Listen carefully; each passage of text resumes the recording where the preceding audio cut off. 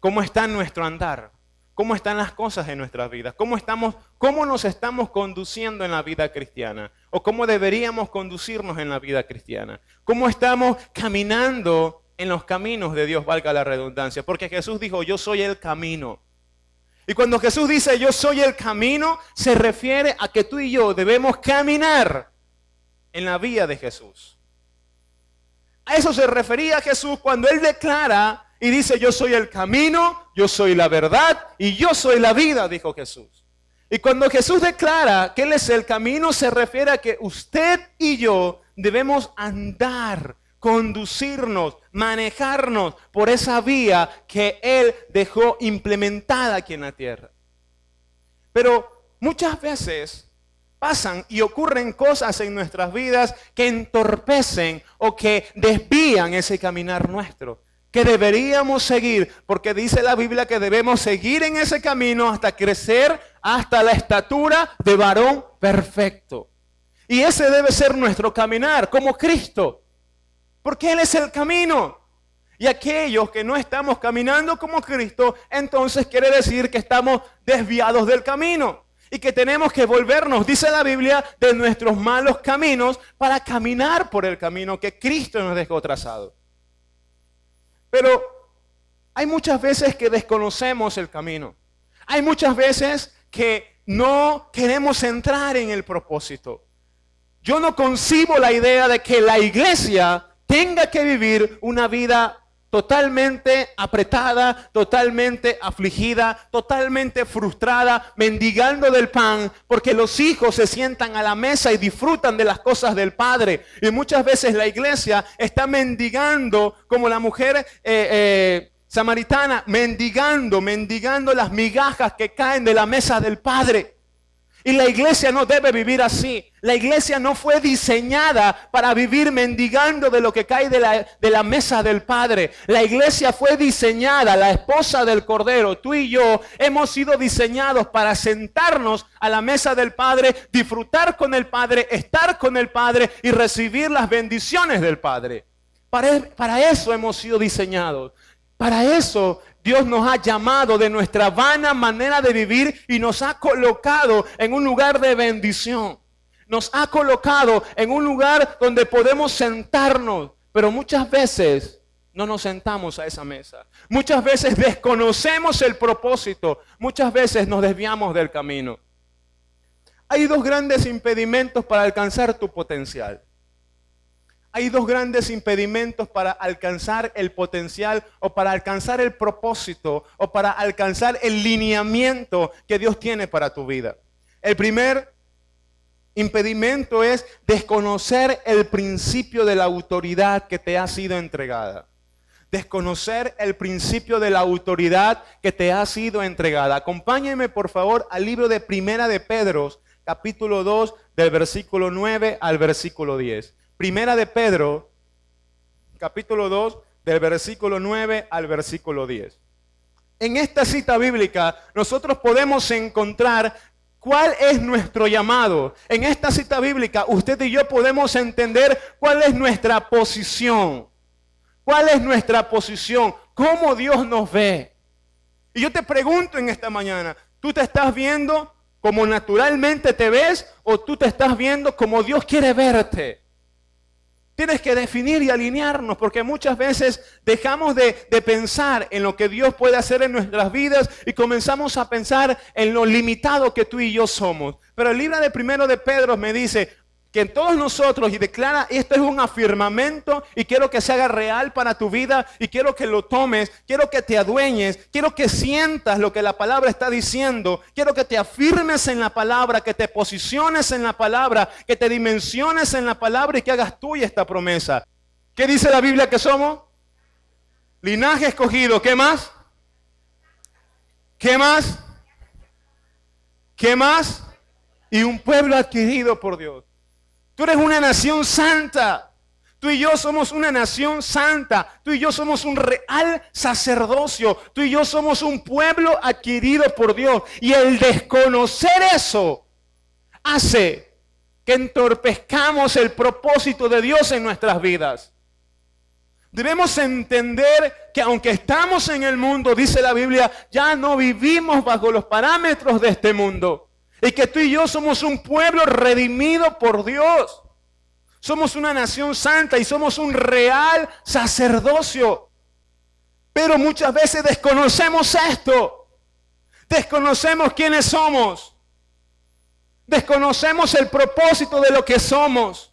Desconocemos lo que Dios dice que somos. Y comenzamos a creer lo que nos han dicho que somos. Muchas veces nos han etiquetado como personas limitadas, como personas que no vamos a alcanzar. Alguna vez te han declarado una palabra negativa para decirte que no vas a poder, que no vas a lograrlo, que no vas a alcanzarlo. Y nos creemos esa palabra negativa y dejamos de un lado la palabra de bendición que hay en nuestras vidas. Nos olvidamos de la palabra creativa de Dios y creemos lo que el hombre o lo que el enemigo quiere etiquetarnos a nosotros. Y por eso detenemos nuestro caminar. Y por eso nos desviamos del camino. Porque desconocemos lo que somos. Porque nos olvidamos de lo que Dios dice que somos.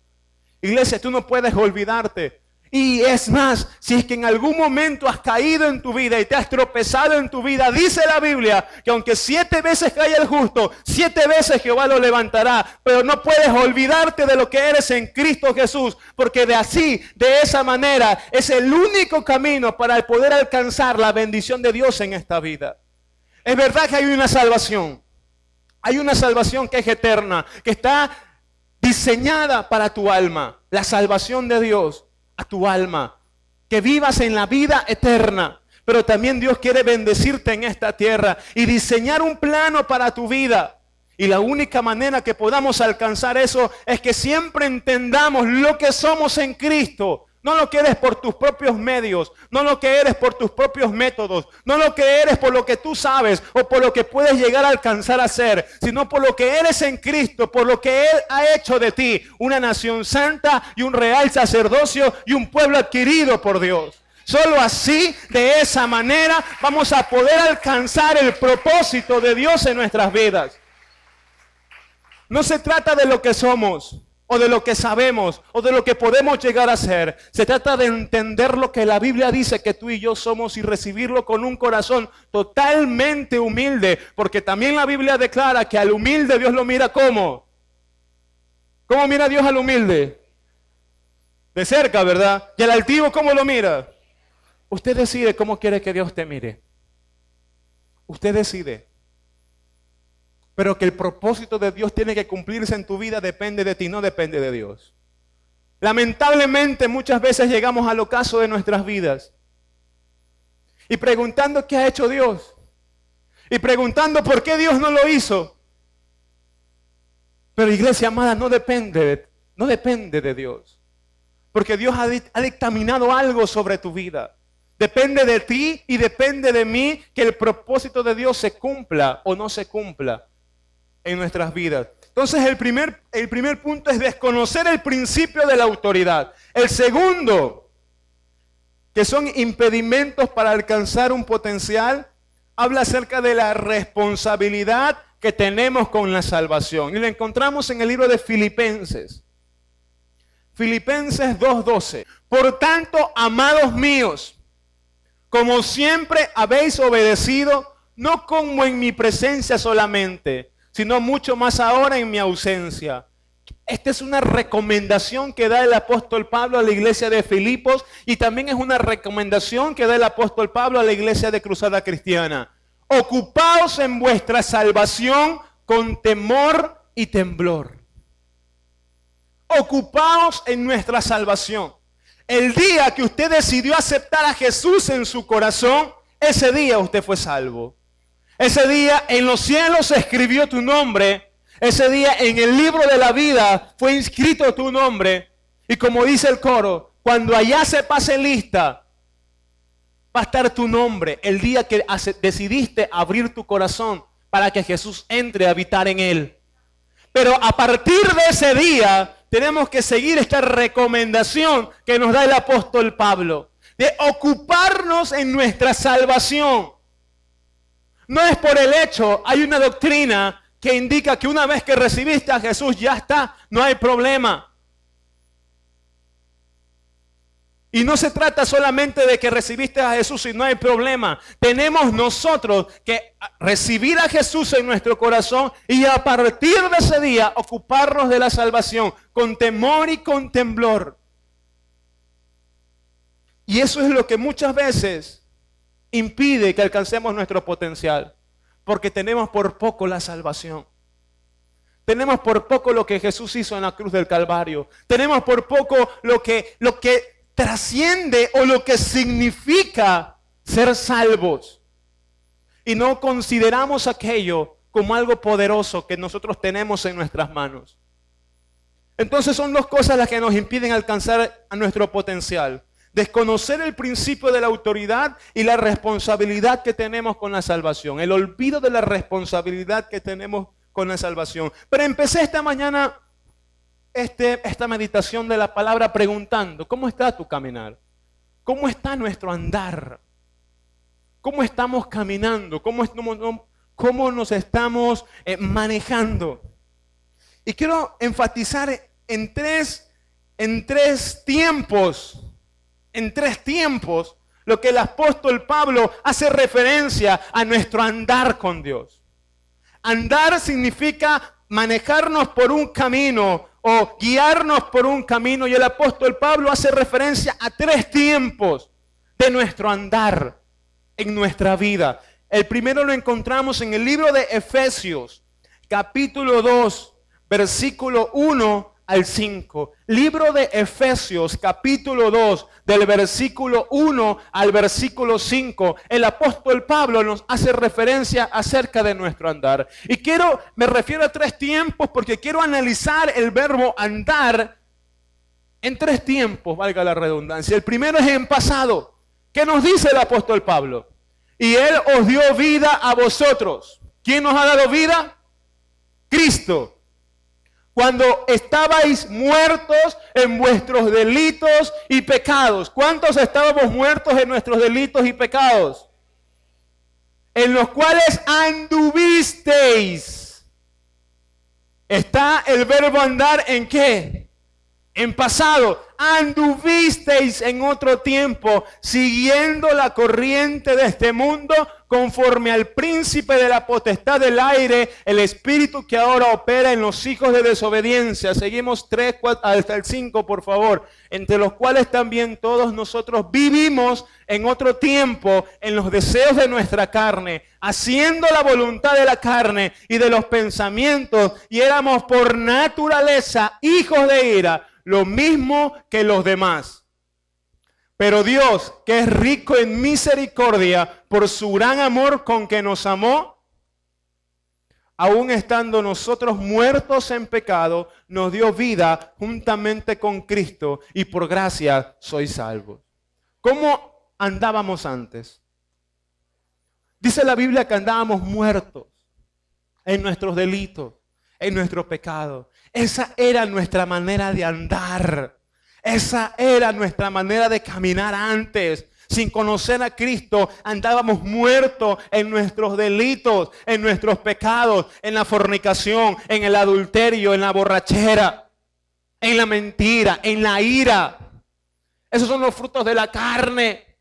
Y andábamos. Esa era nuestra manera de caminar, o no nos acordamos de aquello. ¿Era o no era así nuestra manera de andar? Y esa es la manera de andar de aquella persona que no conoce a Cristo. Esa es la manera de andar de aquella persona que no ha sido redimida por la sangre del Cordero. Y es normal para el mundo caminar de esa manera. ¿Acaso no es normal para aquel hombre tener 2, 3, 4 mujeres y tener a su esposa en la casa? Es normal. Es normal para aquel hombre embriagarse, fumar. Es normal. Esa es la manera de andar de los que no conocen a Cristo. Y dice la Biblia, y el apóstol Pablo nos refiere que nosotros andábamos. Esa era nuestra manera de caminar. Así, de esa manera, tú y yo vivíamos. Y así, de esa manera, Cristo vino a rescatarte. Libro de Efesios, capítulo 4, del versículo 1 al versículo 3. También nos habla del verbo andar. También nos hace referencia de cómo debemos andar. Muchas veces nosotros venimos delante del Padre en búsqueda de un milagro. ¿Quién no quiere un milagro en tu vida? ¿Quién no quiere un milagro? Un milagro financiero, un milagro económico, un milagro de sanidad, un milagro. Todos anhelan un milagro. El cojo quiere caminar, el ciego quiere ver, el sordo quiere escuchar. Todos anhelan un milagro de parte de Dios. Y no hay nada imposible para Dios. Dios lo puede hacer en tu vida. Pero no se trata solamente de que Dios quiere bajar del cielo a contestar la petición de milagro que tienes. Dios no está preocupado solamente por la necesidad que tienes de alcanzar ese milagro. Dios está preocupado por ti. Dios está preocupado por tu alma. Dios está preocupado por tu vida. Y no solamente quiere darte ese milagro. Quizás Él sabe que si recibes ese milagro, recibes el milagro como los leprosos. Recibes la sanidad, recibes la salvación, recibes tu bendición y te quedas tranquilo. Dios quiere diseñarte para algo más, para algo poderoso. Dios quiere trascender tu vida. Dios quiere transformar tu vida. No quiere que te conformes con el milagro. Dios quiere llevarte a otro nivel. Dios quiere plantarte, diseñarte en otro formato de vida. No basta solo con un milagro.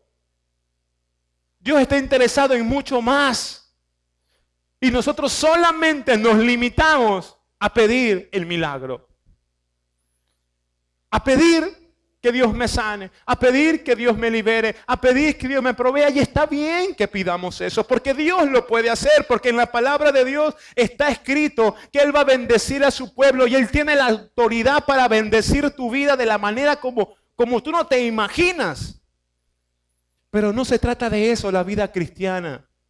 No se trata del milagro, no se trata de la unción. No se trata de los dones, se trata de nuestro andar, de nuestro caminar, de lo que antes éramos y de lo que ahora Dios quiere que andemos, de donde antes nosotros caminábamos y de lo que ahora Dios quiere que caminemos. De eso se trata la vida cristiana, de transformar nuestra vida, de transformar nuestra mente, de transformar lo que antes éramos y ahora caminar en un diseño nuevo para bendecirte, para prosperarte. Porque Dios, cuando se fijó en ti, cuando te llamó, no te llamó solamente a ti, te llamó a toda una descendencia que viene detrás de ti. Llamó a tus hijos, llamó a tus nietos, llamó aún cuando el día que tú partas de esta tierra, el legado del cual tú has venido a Cristo va a seguir formando a tus hijos y a los hijos de tus hijos y a los hijos de tus hijos y a los hijos de tus hijos. Y no se trata de un milagro.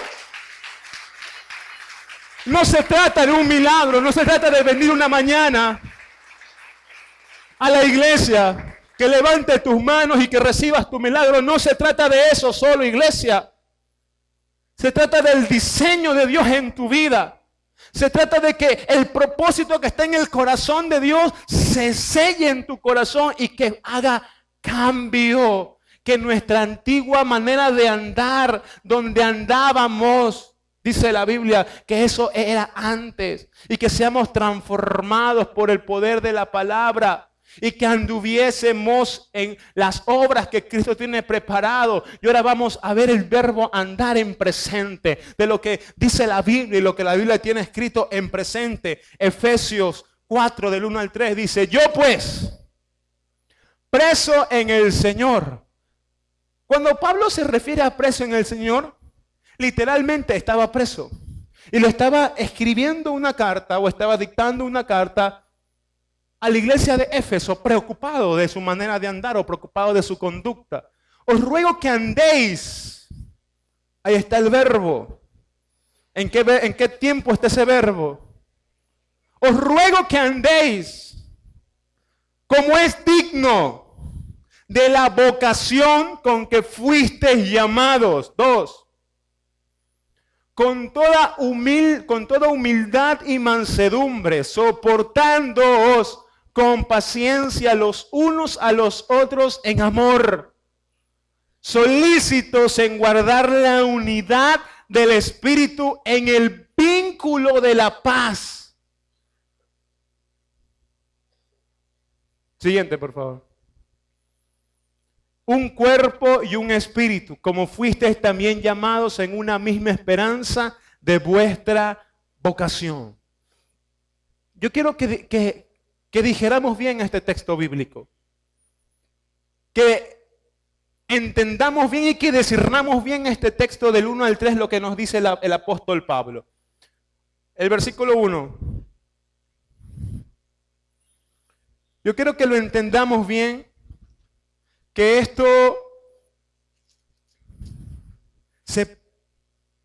los planos se abran y que entendamos lo que Dios quiere hablar a la iglesia. Y yo digo lo que dice en el libro de Apocalipsis: el que tiene oídos para oír, oiga lo que Dios tiene para la iglesia. Y dice la Escritura: yo pues preso en el Señor os exhorto a que andéis como es digno de la vocación con que fuisteis llamados, con toda humildad y mansedumbre, soportándoos con paciencia los unos a los otros en amor. Se trata de unidad, se trata de amor. Solícitos en guardar la unidad del Espíritu en el vínculo de la paz. Ese debe ser nuestra actual manera de andar. Esa debe ser nuestra actual manera de vivir. Dice que hemos sido llamados por una vocación y que debemos recibirla con toda humildad y mansedumbre y soportándonos con paciencia. Iglesia, hemos sido tú y yo llamados a vivir una vida nueva, una vida diferente, una vida renovada. En las clases de escuela de liderazgo yo siempre digo esto: la vida cristiana, la base angular para vivir esta vida cristiana, que tú y yo estamos empezando a vivirla o tenemos algún tiempo de vivirla, la única fuente que nos va a ayudar a terminar la carrera, porque empezar la carrera es fácil. Usted va a una maratón y todo el mundo empieza la carrera. El punto de partida es lo más fácil, pero el punto de llegada es lo más difícil. Lo más fácil es empezar, aceptar a Jesús es lo más fácil. Lo más difícil es llegar a la meta y alcanzar el galardón. Lo más difícil que nosotros podemos hacer es mantenernos en el camino. Empezarlo, iglesia, no hay problema. Mantenernos y terminarlos, solo Dios nos puede ayudar. Y el fundamento de la iglesia, el fundamento de nosotros como cristianos, el fundamento que nos puede ayudar a alcanzar lo que Dios tiene para nuestras vidas, ese fundamento se llama amor. En la Biblia dice que hay tres cosas aquí en el cielo, aquí en la tierra: fe, justicia y amor. Pero el mayor de aquellos, ¿cuál es? El amor. Iglesia, si no existe amor en nuestro corazón, primero por Dios y luego por tu prójimo, entonces no vamos a poder andar en el camino de paz a que hemos sido llamados a andar. No puedo concebir en mi mente de que la Biblia dice, ¿cómo podemos decir que amamos a Dios si no amamos a quién? Y Jesús dijo a nuestro prójimo, y Jesús dijo, existen 10 mandamientos, pero yo resumo esos 10 mandamientos en 2. Y empieza Jesús diciendo, amarás al Señor tu Dios con todo tu corazón, con toda tu alma, con toda tu mente. Y el segundo mandamiento es algo parecido, y amarás a tu prójimo como a ti mismo. Toda la ley Jesús la resume en 2. Y esos 2 mandamientos yo los resumo en 1, en amor y en amar. Amar al Señor tu Dios con todo tu corazón, con toda tu alma y con toda tu mente. ¿Y cuál es el común denominador aquí? Todo. Toda tu alma, toda tu mente, con todas tus fuerzas. ¿Estamos amando a Dios así? ¿Estamos realmente amando a Dios con todo nuestro corazón? ¿Estamos amando a Dios con todas nuestras fuerzas? ¿Estamos amando a Dios con toda nuestra mente? Primera pregunta. Segunda pregunta. ¿Estamos amando a nuestro prójimo? Ese es el camino por el que debemos andar, iglesia. Ese es el camino por el que debemos manejarnos, en un vínculo de amor, en un vínculo de paz. Dios te va a llevar a un plano de tu vida donde quiere cogerte solo, donde estén solamente tú y Él. No se trata de la bendición y no se trata del milagro, no se trata de lo que tienes o de lo que Dios te ha dado. Y empieza Dios a tomarlo a Jacob y llevarlo a encararlo. Y yo me imagino que la conversación entre esa persona que hace mención de Dios y lo llevó a Jacob. Y yo me imagino que la conversación de Dios con Jacob era: Jacob, te he bendecido este tiempo. Te he dado mujer, te he dado hijo, te he dado finanzas. Pero ya es el tiempo donde tú tienes que entender quién soy yo para ti. Ya es el tiempo donde tienes que entender cuál es tu propósito real aquí en la tierra. Y Dios lo lleva a Jacob a un plano donde lo encuentra totalmente solo. Totalmente solo. Había hecho pasar a sus hijos, había hecho pasar su ganado, había hecho pasar a sus esposas, había hecho pasar a sus criados, y Jacob se quedó solo. En el mismo lugar que tiempo atrás también Dios lo había encontrado solo, pero para bendecirlo. Pero esta vez ya no se trataba de la bendición. Se trataba del lineamiento que Dios quería traer sobre Jacob. Y Jacob se encuentra solo en este momento, toda una noche. Y esa noche me imagino que Jacob estaba angustiado porque al día siguiente se tenía que encontrar con su hermano que lo quería matar. Y anteriormente Jacob había mandado a sus criados con regalos para su hermano. Y dice que estos criados regresaron donde Jacob y le dijeron: tu hermano viene con 400 hombres. Y dice la Biblia que el corazón de Jacob se angustió, que el corazón de Jacob se entristeció y se afanó, porque él sabía que Esaú venía a buscarlo para matarlo. Y hace él pasar todo, y el corazón de Jacob estaba angustiado, y hace pasar todo lo que él tenía, y él se queda solo. Es justo ahí donde Dios quiere entablar contigo. Que dejes de un lado lo que eres, que dejes de un lado lo que tienes, que dejes de un lado tus títulos y los cargos, y que te encuentres solo. Para que Dios pueda hablar tranquilamente a tu corazón. ¿Y qué pasó esa noche? En el versículo 28 dice que ellos estaban peleando, ellos estaban manteniendo una lucha, y dice que entonces el hombre le dijo, y el varón le dijo: no se dirá más tu nombre Jacob, sino Israel, porque has luchado con Dios y con los hombres y has vencido. Dios le da una palabra y le dice: Jacob, esta noche que he estado contigo, esta noche que hemos estado solos tú y yo, esta noche que tú has peleado conmigo, esta noche que hemos estado hablando, Jacob, yo voy a hacer algo contigo. Yo voy a cambiar tu nombre. Ya no se llamará más tu nombre Jacob, porque Jacob significa mentiroso, engañador, suplantador. Y en ese momento, Dios le cambia el nombre a Jacob por el de Israel, padre de multitudes.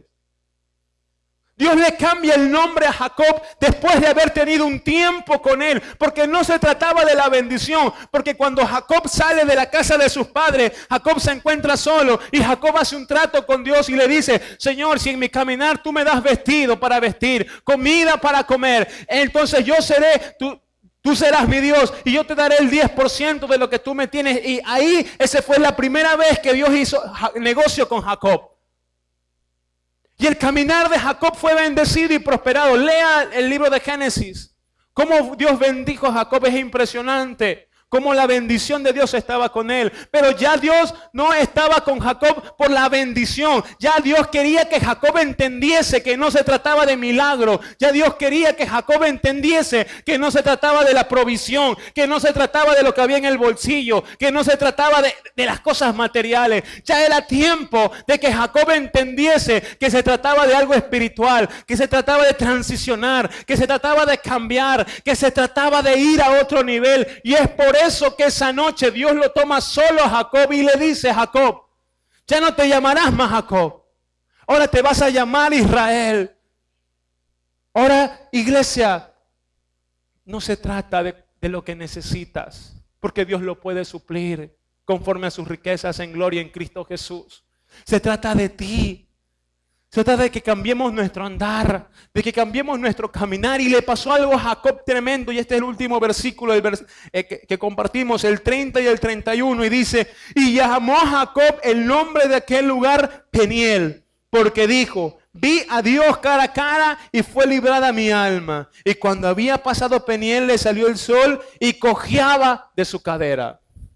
En esta lucha que hubo entre el ángel y Jacob, Jacob que no se dejaba, y Jacob se aferró del ángel, y el ángel dice que ya, la Biblia dice que ya rayaba el sol y que el ángel tenía que partir, y Jacob aferrado a ese ángel. En esa lucha que hubo, dice que el ángel tocó en la parte del encaje de su muslo, lo tocó acá atrás a Jacob y lo bendijo. Pero a partir de ese momento, Jacob nunca más volvió a caminar igual. Nunca volvió a caminar igual. Cuando tú y yo tenemos un verdadero encuentro con Cristo, donde Él nos encuentra a solas, donde Él nos encuentra solos tú y Él, nunca más volverás a caminar igual, iglesia. Nunca más podrás volver a caminar igual.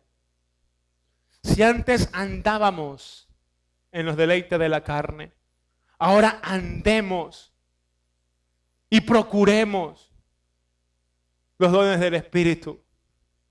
No podemos caminar con la misma actitud con la que venimos a los pies de Cristo. No podemos caminar de la misma forma. Que nuestro caminar sea diferente, que nuestro andar sea diferente, que nuestra vida sea diferente.